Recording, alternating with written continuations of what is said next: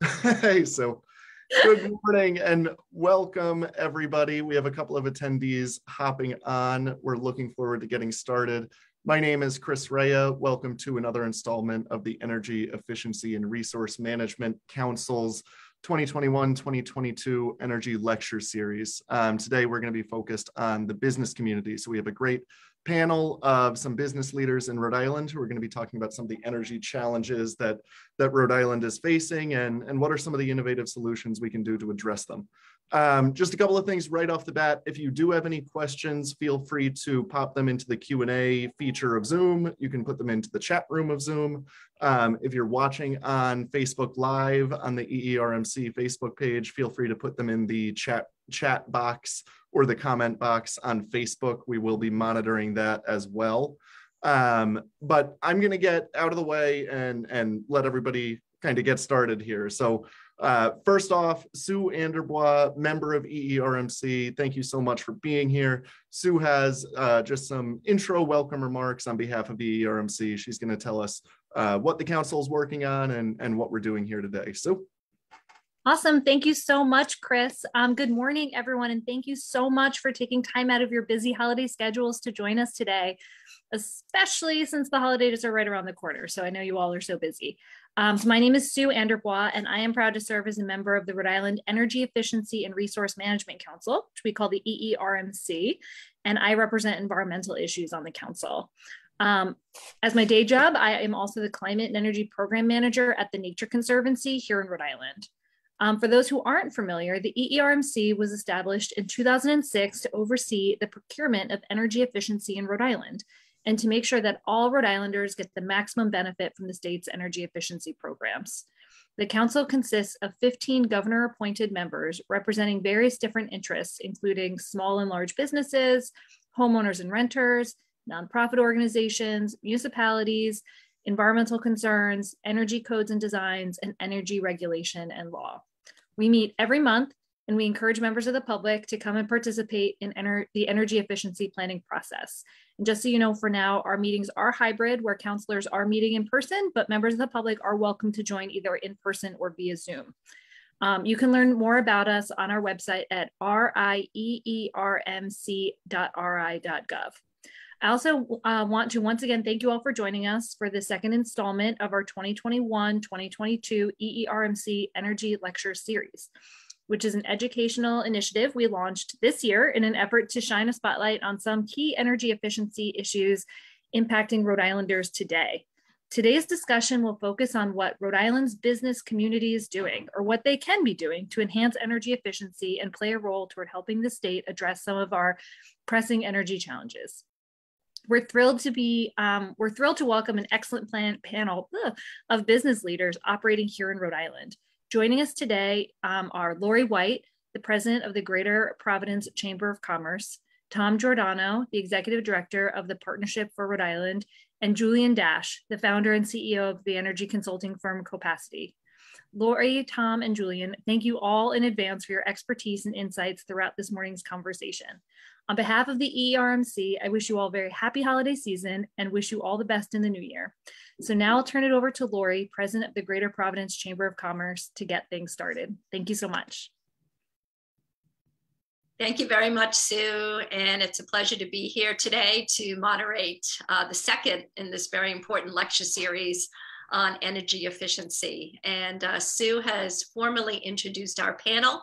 So let me go ahead and ask each of them to tell us a little bit more about themselves. So let me start with Tom Giordano. Tom, you are the executive director of the Partnership for Rhode Island.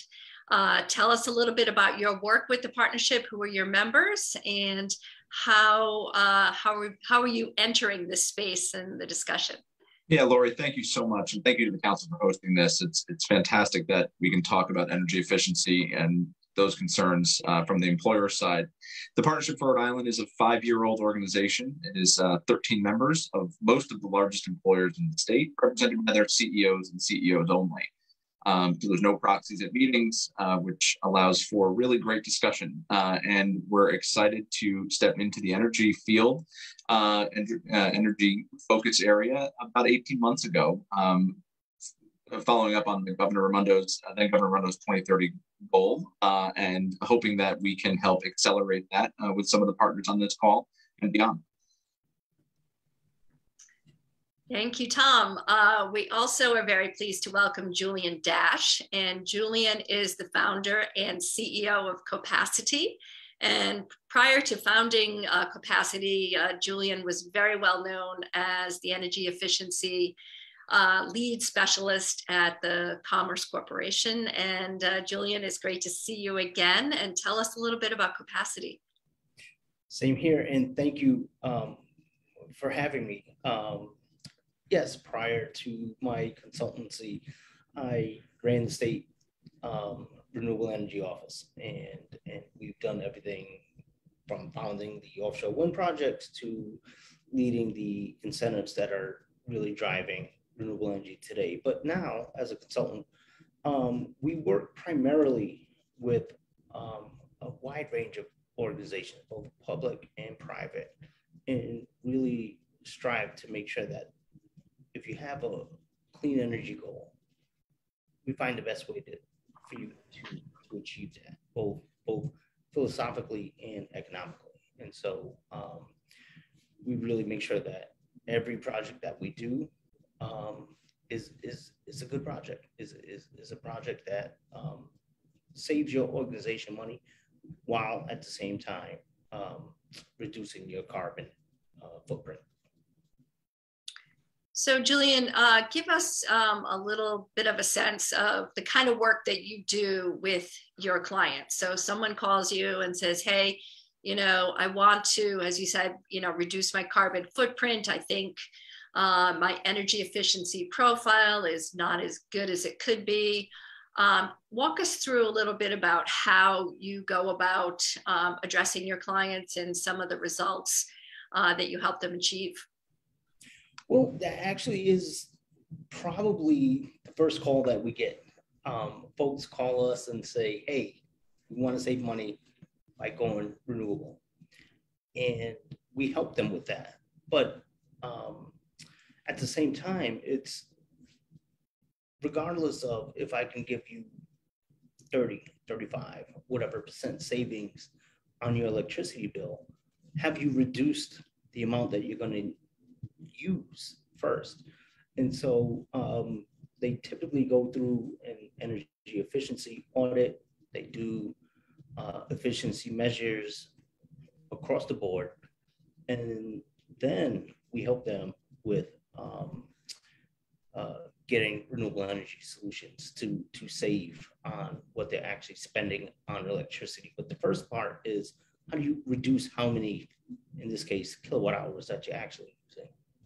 Mm-hmm. Well, that's a very important goal, particularly today, particularly in New England and the Northeast, where it's very climate sensitive, great vicissitudes, and either like super hot weather or freezing weather like we're experiencing today. So give us your top 3 ideas for energy efficiency, low-hanging fruit, if you will, for folks that are listening and just wondering, if they're just getting started with this concept, what they might do. Well, I think the top 3 is really a top 2. Number 1, lighting. Do your lighting. Number 2 is contact National Grid and get your efficiency audit done. Do that. That is probably the most impactful move that you can make with respect to starting to reduce your energy use. They will certainly find ways that and it's not in my best interest, but they will find ways that consultants like us won't, right? Like they will find ways. So forgive me if it's not a top 3. I do believe it's a top 2. Tom, I saw you nodding your head there when he said lighting. So that lit up something in your brain. Tell us your perspective on that. Your clients, no doubt, are chasing that as a a really good way to, start off the energy efficiency process, huh? No, you're 100% right. One of my board members and a huge fan of the city of Providence and the state of Rhode Island, Brian Moynihan, said in our board meeting recently that he spends more time talking about corporate social responsibility, ESG investing, sustainability, and energy efficiency than he does the stock price. That it is more indicative of where the company's heading by showing their commitment to these very key issues than it is to talk about the financials, right? And what Brian has said and what we have a great example of is lighting is number one. Julian, you're 100% right? We've heard from the city of Providence. In Providence Public Schools alone, they are in the midst of updating their light bulbs. Seems like a simple thing, right? National Grid provides the light bulb or their program to do, right?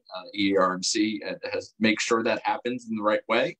But there is about $250,000 in annual savings in electricity usage for the Providence Public School District when they change out their light bulbs. So Julian, you made me crack a smile when you said that. You're 100% right. That is number one and number 1A. Yeah, it sounds almost simplistic in its nature. Like, oh, do lighting, but it's really an impact. It really makes a huge impact. What kind of lighting are you recommending? What kind of light bulbs, and where do you get them? Well, here's the thing. We don't recommend any solution. We recommend the solutions to go. And that's a very firm philosophy of my firm. We do not ever recommend projects, or we recommend that people go through the process, in the procurement process, to figure out what is best. That's what we focus on. I believe if you go through National Grid and you go through, something like Rise Engineering or whoever, like you can go through that procurement process and find the best solution. But yeah, we don't recommend any particular. That's Julian, I think the word you're looking for is you recommend updated lighting, right? Anything that's updated newer it provides an efficiency there, right? Yes. Yeah. So I know when you go to the stores and you go through the lighting aisle, the light bulb aisle, it's really, a maze of options, and the labeling is all very different than what we may have been used to as incandescent lighting. But I think the point that you're both making is, from a business perspective, don't overlook the obvious. I think the notion of reaching out, starting the energy audit, and then thinking about, ticking off lighting and using, that as a way to sort of launch the conversation. So Tom, what are your membership represents larger employers. What are some of the other things that they are looking at in terms of corporate social responsibility and sustainability?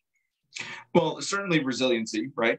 For another conversation, right? That's obviously of obvious importance, typically those that are based, right, in ocean states and the ocean state. But as far as energy efficiency goes, the delta between those, the traditional energy resources, right, and decarbonized, it's shrinking, right? And those initial investments, right, if you're building a new building like Citizens has, right, in Rhode Island, if you're constantly updating your building and growing on it like Fidelity has, not a partnership member, but certainly a leader in this field, making that initial investment into something that's an efficient and a use of energy is going to save so much money over the life of the project, right? We're also seeing that now with electric vehicles, right? Which is whether it be a commercial fleet, which is certainly an area that we're very interested in with AAA, or even in residential fleet, you may see a very small uptick in price in that initial cost.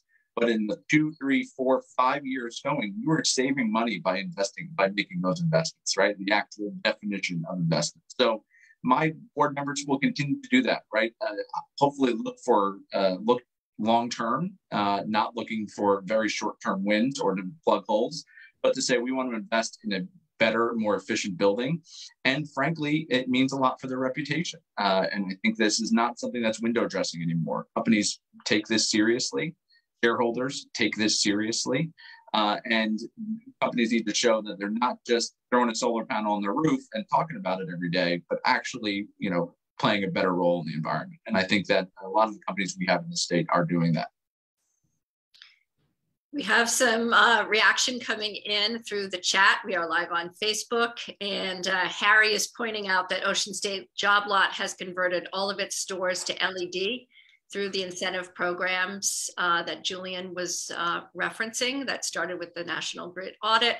Says he's seen great results, great savings, strong rebates. And Linda also is commenting that Ocean State Job Lot has converted several of its locations to a certain degree of reliance on solar. So if you have anything that you want to contribute, all good observations. Thank you, Harry and Linda, for weighing in on that. And Julian, let's pick up where, Tom was leading us, which is around the idea of other things, perhaps electric vehicles as a way to, really think about reducing the carbon footprint. So thoughts on that, Julian?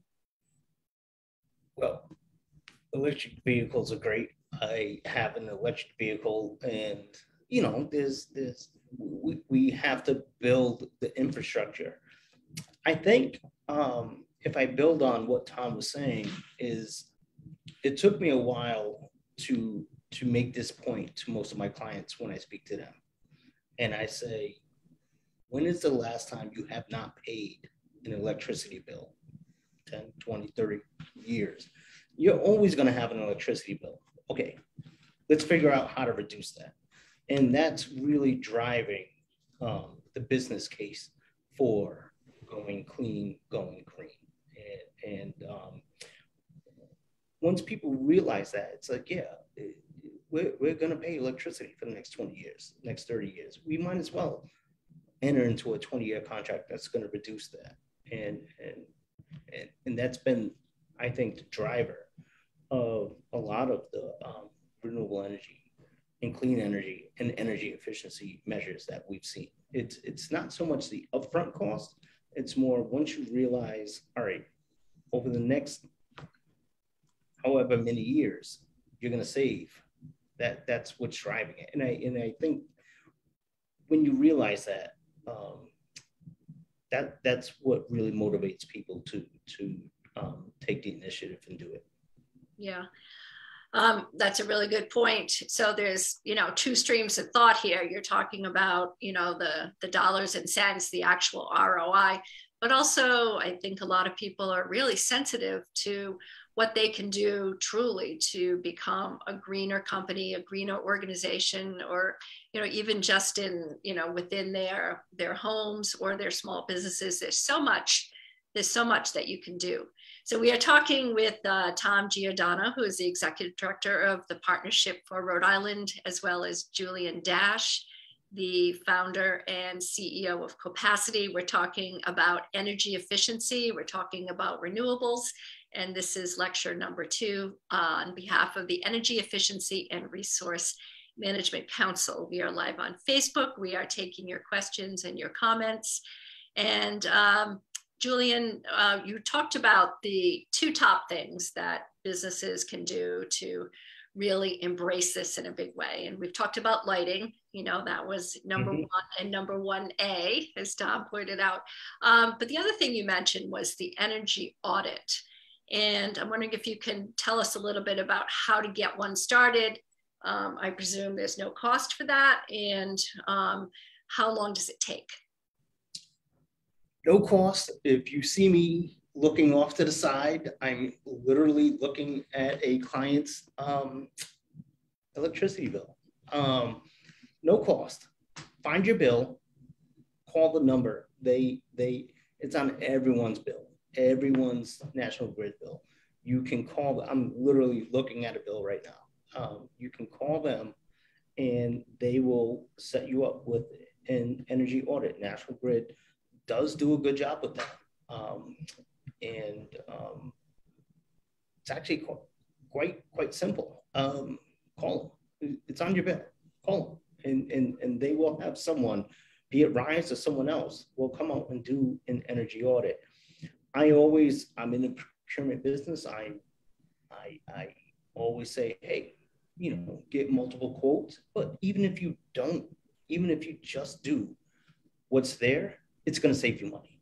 They will come in with prescriptive solutions to save you dollars. And this is no longer about, hey, is it renewable? Is it efficiency? Is it this? Is it that? It is how do we reduce our use? And I'm sorry if I don't have a more detailed answer, but it's actually quite simple. Just call the number that's on your bill. That sounds very easy. I imagine insulation is another big thing, right?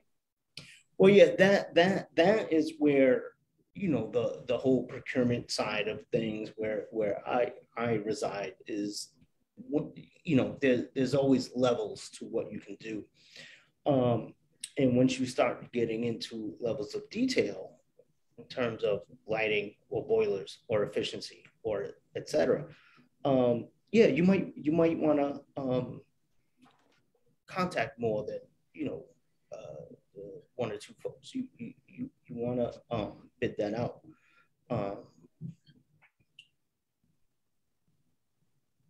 Yeah, totally get that. I think that makes a ton of sense. And, I think from time to time, what we see is that, a lot of businesses that are interested in this topic, or even consumers in general, they get interested, they develop an awareness, and then they begin, the whole process of, researching exactly what might be the best way to proceed. And I really appreciate the way you talk about procurement, because there are certainly a lot of folks in this industry now, and you got to be really careful that you're partnering with the right type of entity. So let me switch over back to Tom. And Tom, tell us about Ethos. Yeah, absolutely. Thanks for asking. The Partnership for Rhode Island wanted to play a more active role in energy efficiency. So we started a project, which is called Ethos, Energy Transformation Hub in the Ocean State, which we're hoping can help be a problem-solving entity for folks interested in doing work as far on energy efficiency, right? We've done some private sector RFIs for large developments. And we are really thrilled to be in partnership with AWS, employing computer science students from Brown University to work on some really interesting kind of state-of-the-art prototypes that can help solve energy problems, right? Between now and 2030, if we want to keep that as our statewide vision, we're going to have a lot of hurdles, right? A lot of big ones and a lot of small ones that the state needs to overcome. And we hope that we can help be a little bit of a problem-solving entity to get us there. We're nonprofit, right? This isn't a for-profit entity. We are really excited to be employing those students at Brown University, which will even start, I guess, just about 2 weeks from now. We are going to be working with the Computer Science for Social Change class, which is a capstone level course for computer science undergrads at Brown, bringing them projects and prototypes to build that can help solve energy efficiency problems, whether that be around vegetation management, trees around power lines, or EV adoption, right? Because we find that the first round of adopters have already bought their EV or already test driving them. But there's a very big gap between those who have them and those that haven't yet. All right? There's range anxiety, there's cost anxiety as well. So we're hoping that with a little bit of our funds poured into some work on energy efficiency, that we can help just move the state forward towards that 2030 goal. You mentioned prototype projects.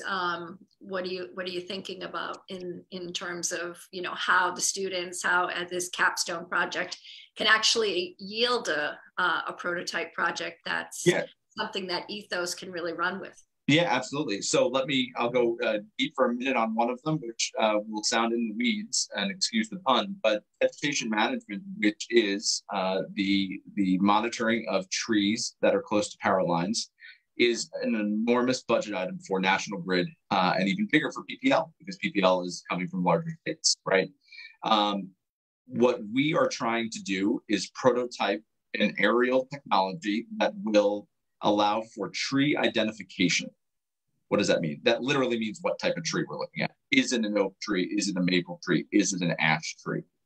To most of us, those all sound basically the same. I think the leaves are different shapes and I get different colors out of them, and that's all fine. But ash trees are falling at an alarming rate. For anyone who follows this fascinating phenomenon, although devastating, ash trees are succumbing to an infestation and are falling alarmingly.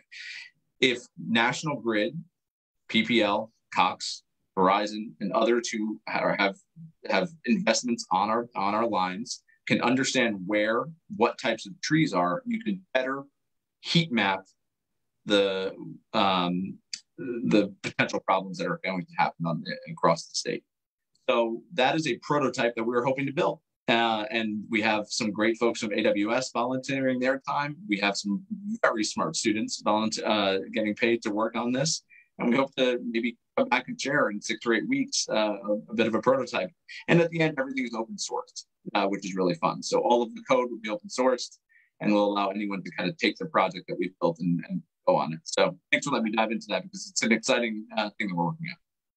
Yeah, that is really cool. I was not aware of that there was such a profound problem with ash trees. Yeah.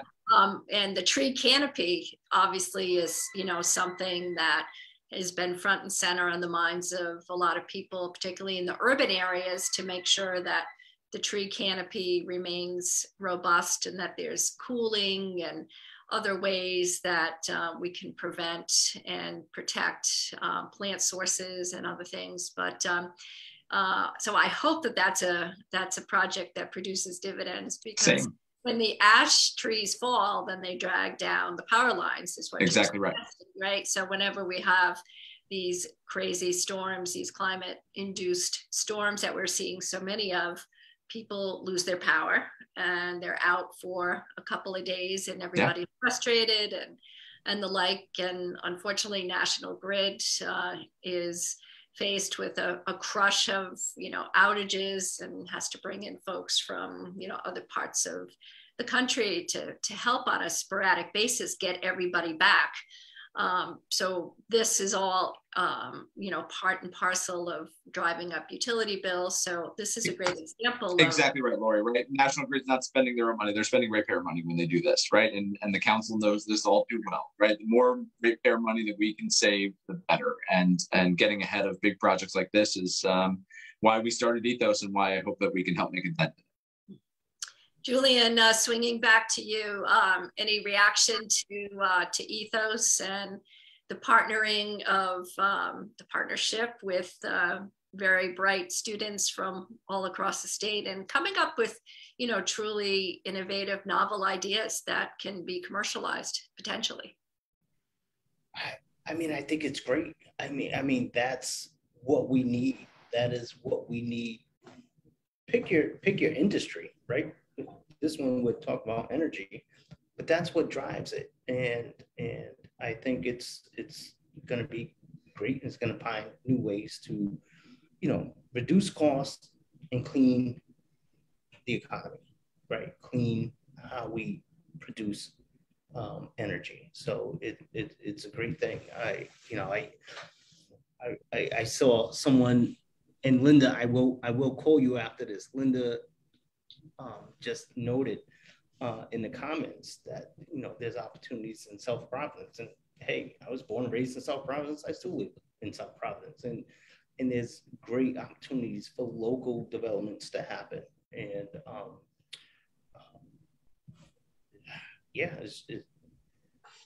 the more innovation we can put into this field, the better. Yeah, you summed that up really well, Julian. And your background as energy policy lead at Commerce, back when you were working with that team, you had an opportunity to, really think through policy goals of the state as it pertained to energy. Is there anything that you are looking at today that you think would really be moving the needle and would help to continue to push Rhode Island into the forefront on the renewables and energy efficiency space? Well, I think so, and I appreciate that you gave the background. I mean, I was part of the team that selected the offshore wind project, which became the first offshore wind project in the country. We put together the policy that is now driving the vast majority of renewables in this state, which is remote net metering. Every municipality, public agency, nonprofit is benefiting from that. And I just think we're at the point where now we should expand it. We should expand it so that private companies, be it everyone that Tom represents, can take advantage not just of clean energy, but reducing your energy costs at the same time. Because when you reduce your energy costs, that's just every dollar you reduce it by, it's a dollar you can invest into something else that builds and grows your business here in Rhode Island. And I just, this is obviously not a policy conversation, but it's one of those things that I think that from the business side of things, we should be looking at, in my opinion.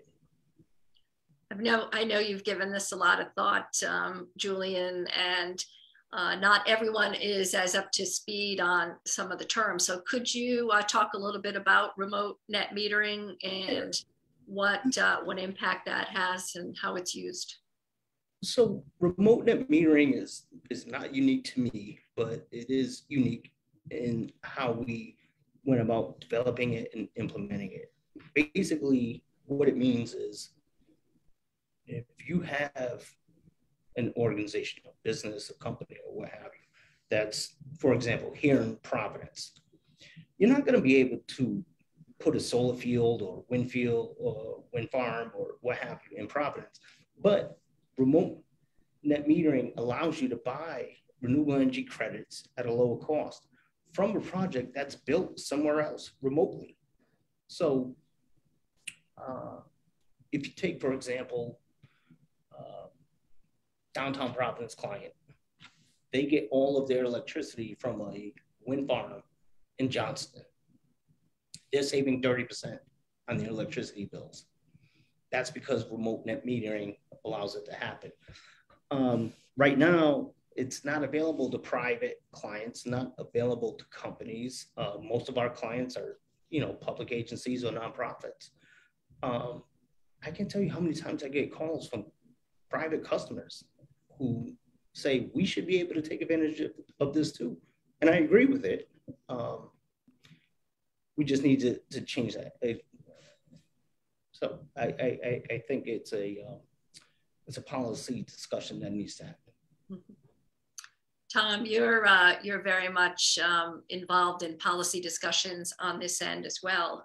What are you and your members looking at relative to potential changes to improve Rhode Island's performance in this area? I think number one is school construction, right? We saw a day or two ago a beautiful renderings of a Pawtucket High School proposed from the McCoy Stadium site. As much as we all like to see baseball there, having a best-in-class high school in that spot would be an amazing use of the space. I would like to see that be a net zero energy school. Can we do something to incentivize school construction on top of what's already in the bill? Maybe it's a doubling down on energy efficiency incentives for school construction, because these schools are used, right, not 12 months a year. And there is a way to better build them and a way to make them centers of community resilience and to save money on behalf of the city and the state. And I'm excited about that project. And my inbox has been flying emails out to say, hey, listen, we want to talk to you about this. How can we do the best for the citizens of Pawtucket and for Rhode Island by using these school construction dollars to build best-in-class energy efficient school, right? There's a number of things that we know need to go into schools, safety to chalkboards, but before the chalkboards are put up and the smart boards are nailed to the wall, we do build them in a way that makes them best in class. So I think that requires a little bit of policy. I think it requires a lot of intervention, but it's an exciting opportunity for the future of the state. So how is it? What policy considerations would be necessary to create an environment where many of our public schools actually their infrastructure is net zero, if you will? I mean, that sounds like an awfully big jump. Maybe, maybe not. Tom, what do you think? Well, I think it starts with what Julian said, right? It starts with calling National Grid, right? National Grid and the folks like Julian understand this world, right, better than anyone else, and they would be able to help guide cities and towns and private companies into building some really energy efficient schools. We're not creating a wheel here, right? We're not inventing a wheel here, right? There are energy efficient schools and universities that exist up and down the East Coast, but we don't have a great one yet. Let's use this money. And then the policy recommendations, to answer your question directly, may need to be doubled down on, right? Is there more state, right? Can the Rhode Island Infrastructure Bank be better used here, right? It's an enormous asset in the state and well run and doing really good things, right? And probably under publicized. Can we access that? Or is there federal funds that we can tap into for an energy efficient school? And does it take a little bit of outside of or private sector investment to say, hey, what's out there? What's the best in class? And how can we build it? That stuff, that's why the partnership was put together, right? Let's help find what works and bring it to Rhode Island to help move the state forward.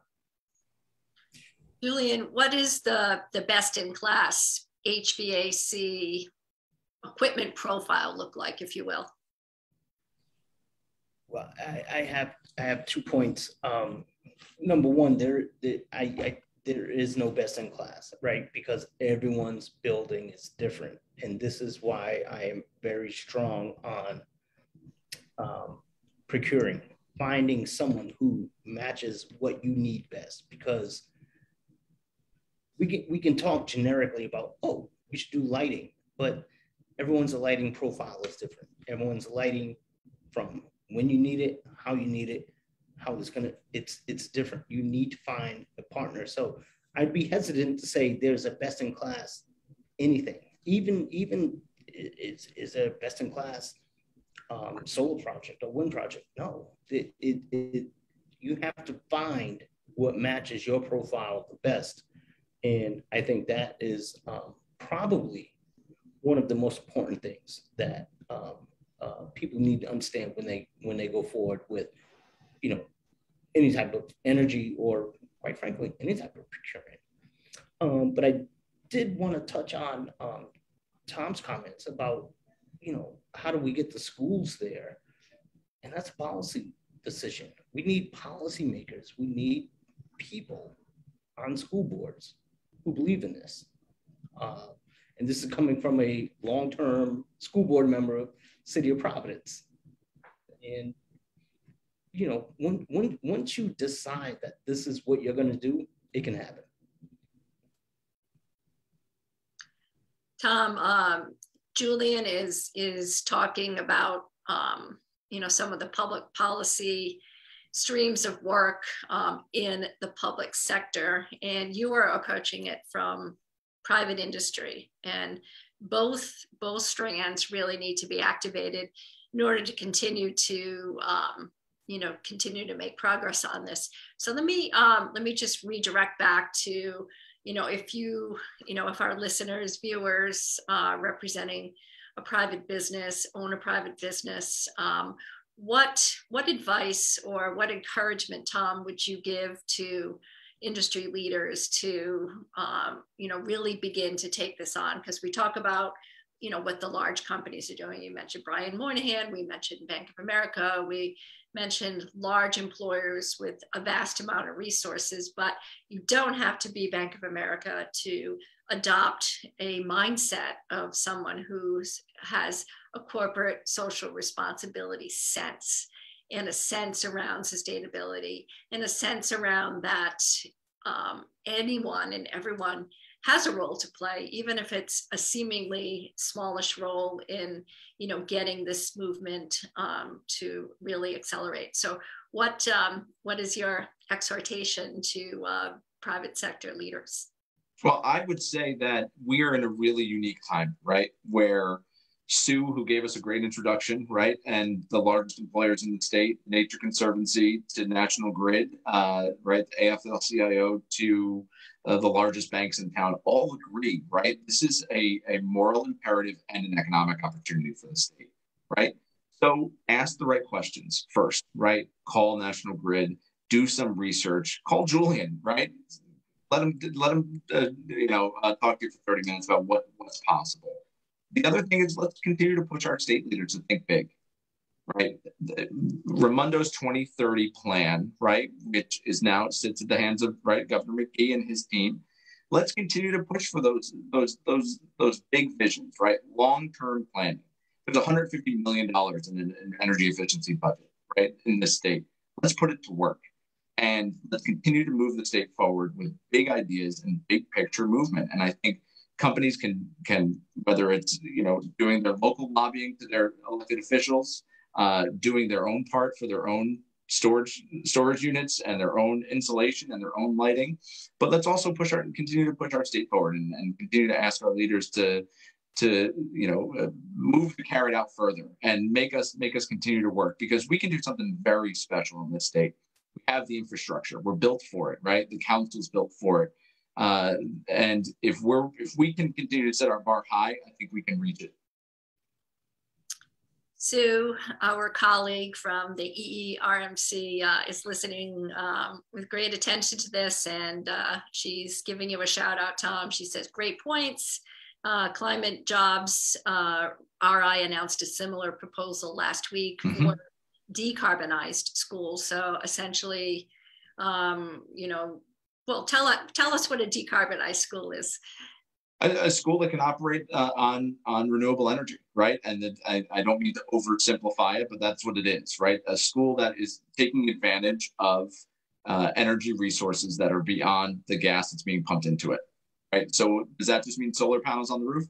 Yeah, maybe, but that also could mean geothermal energy underneath, right? It could mean a lot of EV charging for buses or schools or cars in the parking lot. There are a number of ways to make these schools incredibly efficient. We have voter approved money to spend on rebuilding our school infrastructure. Let's do it in a way that gives us a trophy, right? That says we built one of the most energy efficient schools with some of the most new innovations in it, and that's what Sue and I completely agree on here, right? I think and back to my idea about big vision, right? Let's use the money that is voter approved and let's put it to work in a way that makes us proud. Julian, you want to build on that? Those were great points that Sue made. No, they're all great points, and if I had to build on it, and this is not necessarily me, pitching my services. I do believe for the business community, the greatest opportunity is finding ways to collaborate and doing things collectively in a consortium, because the economies of scale really move the needle with respect to how much savings. So if you have, one company trying to do solar on their facility versus 10, that's really right now where I think the opportunity lies. I do believe that figuring out ways to do it collaboratively and do it collectively instead of just doing it on your own, that's really where you'll see the savings. And then everything else that we've been talking about, like Tom's been talking about, like everyone else, Sue's been talking about, all those savings really start to make an actually difference, right? Like there's a very big difference between getting 7% savings and 30% savings. And I think every business on here will recognize, yeah, I'll take 30 over 7. You're emphasizing the financial ROI, and that's really important. In addition, the societal ROI too, right? Well, that's how I got into this. People ask me how I got into renewable energy, and it's because, quite frankly, I grew up poor, lights were cut off. I would love to figure out a way for that to never happen again. And that led me that unless we figure out a way for this to make economic sense, it'll never take off. And that's always been my mantra. How do we make it make economic sense? I understand the environmental sense, but when you're poor, like, the environmental is kind of less important than the economic. And how do we do those simultaneously? That's kind of what I'm about. That was really well stated, Julian. So you've mentioned efficiency, you've mentioned renewables. I think we've spent a fair amount of time thinking about the efficiency piece of it. But as we're concluding, perhaps you could share with our audience the litany of renewables that are popular these days. So, I think everybody's aware of solar, et cetera. So tick off, if you will, a few of the other renewables that are gaining traction. Well, it's solar, obviously. We all know that. Wind, both onshore, meaning, down in Coventry or West Warwick, or even down in Providence. I can see from my office, right, 3 new turbines going up. So solar, wind, we have some hydro facilities, but that's primarily where it is, solar and wind. And those are the focus options that we have.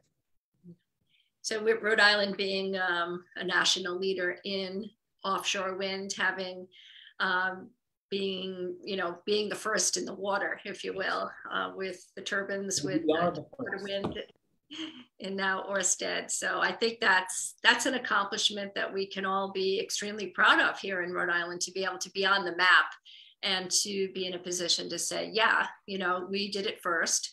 We proved it was possible. We worked with all of the stakeholders, whether it be the fishing community, whether it be other stakeholders, neighbors, consumers, the supply chain, all really important elements. So I think that's what you're talking about when you said, we have to be collaborative and we have to work, together with all of the groups, in order to really make a difference. So that, I think that's a great example. Yeah, no, the people who know me know I'm more of a renewable person than I am anything else. But none of this would happen without the efficiency, because for every dollar you spend on energy, you still spend that dollar, right? So like, how do you spend less dollars? Like, and that's where the efficiency comes from. And again, you're gonna have to buy power from somewhere. So that's where the renewable component comes in, but you gotta have them both really aligned. I want to ask you if there are any, challenges with the renewables. With every advancement, of course, there's always something that needs to be revisited in order to really move forward. But from a hydro perspective, from an electrification perspective, from a wind, what are some of the challenges that you're helping to solve? I think those challenges are two-front. Like, how do we surplus the materials we need for renewable, mostly lithium, right? Where do we get that from? But the other challenge is really, how do we expand it? Right now, in Rhode Island, and I do consider Rhode Island a leader in renewable energy policy.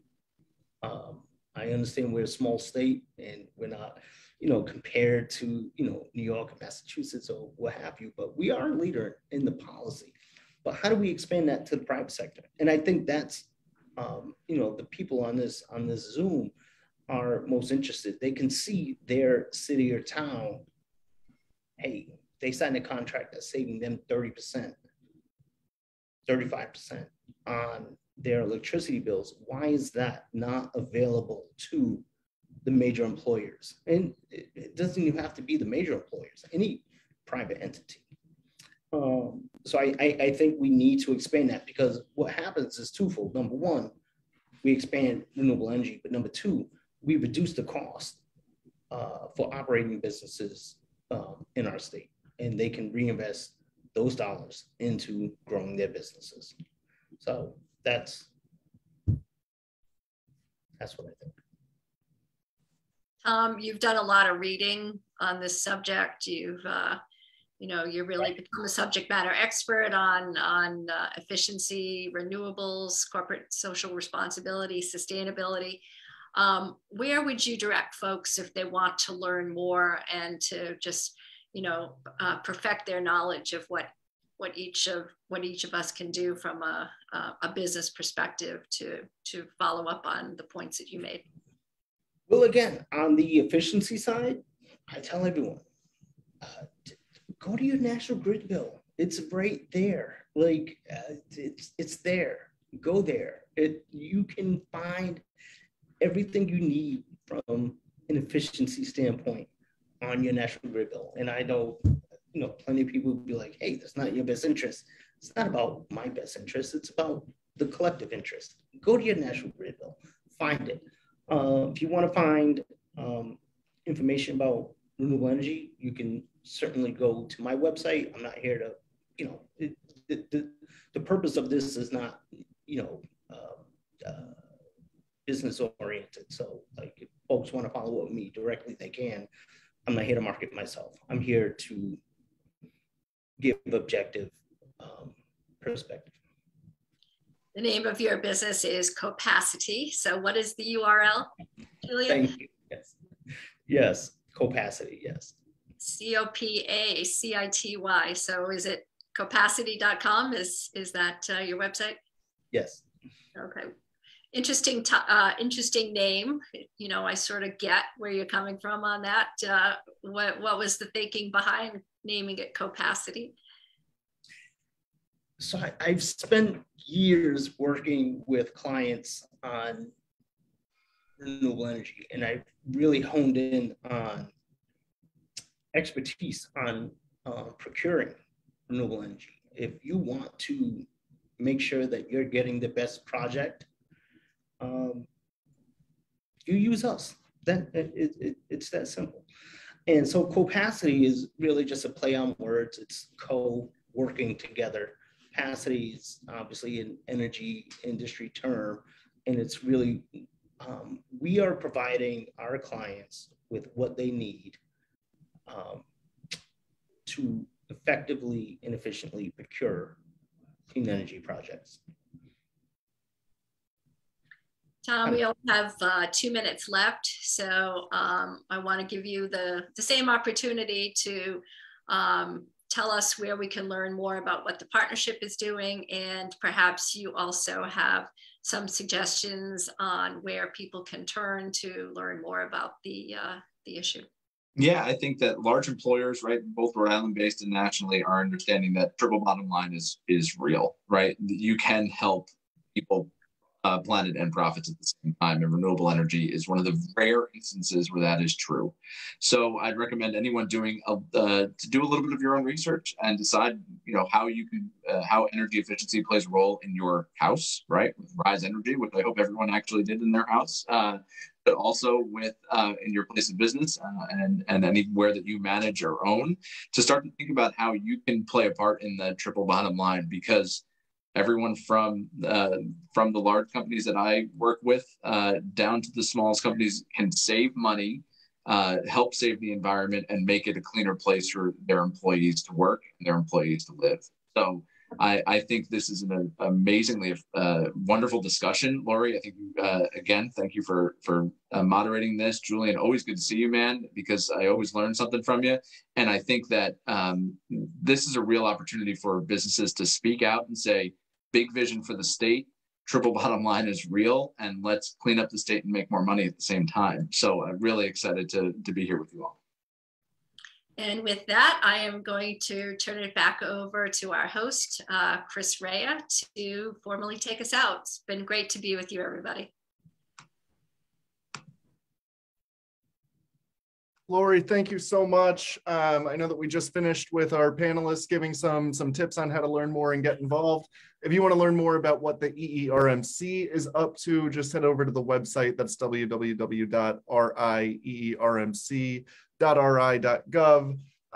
We've done one of these lecture series already. That one was on residential energy efficiency, so you can catch up on that. That video is up on our website and also on our Facebook page. And we're going to be back in mid-January. Our next conversation will be about workforce development in this energy space. But in the meantime, if you have any other questions, there's a contact form on our website. Feel free to reach out, find us on Facebook, catch up on either this conversation we just had or our previous one that we had around a month ago. But other than that, we just want to wish everybody a very happy holiday season, very happy new year.